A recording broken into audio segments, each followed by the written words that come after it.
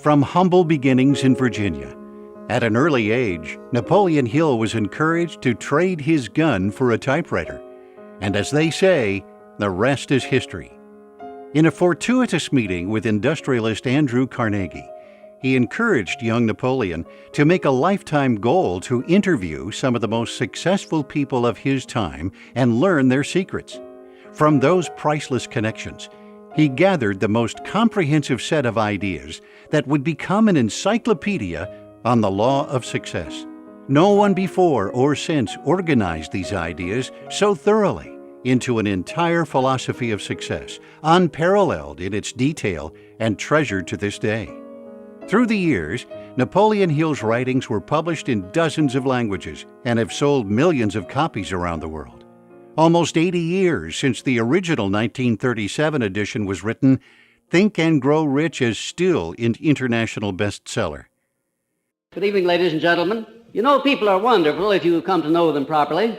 And one of the grand things about the work that I'm engaged in is that I am bringing people together under the proper circumstances where they find out the better qualities of each other.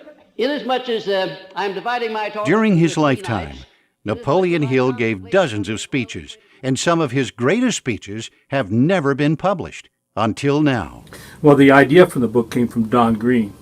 Don is the executive director of the Napoleon Hill Foundation. I had discovered a copy of the 1922 speech that Napoleon Hill had given at Salem College, and it was a terrific speech, so I sent it to Don, and apparently that triggered the idea. Napoleon Hill's Greatest Speeches is a collection of never-before-published writings and speeches from the archives of the Napoleon Hill Foundation, available for the first time in print, as an e-book, and a professionally narrated audiobook. The one thing I found most interesting about this book was that it is unique.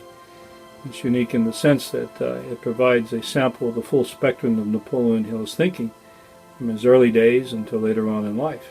For example, early in his life he called the principles of success requisites. Later on they morphed into full principles. Now the reason why they changed, of course, is he found out that if you applied the requisites, they worked, they always worked. Therefore they were principles. So the relationship between the conscious mind and the subconscious mind is really what makes all this work. It is why Napoleon Hill wrote and said many, many times that the only thing that you have complete control of is your mind. It is also why he said, what the mind can conceive and believe, it can achieve. Sure to be an instant classic, get your copy of Napoleon Hill's Greatest Speeches, now available at these and other fine retailers.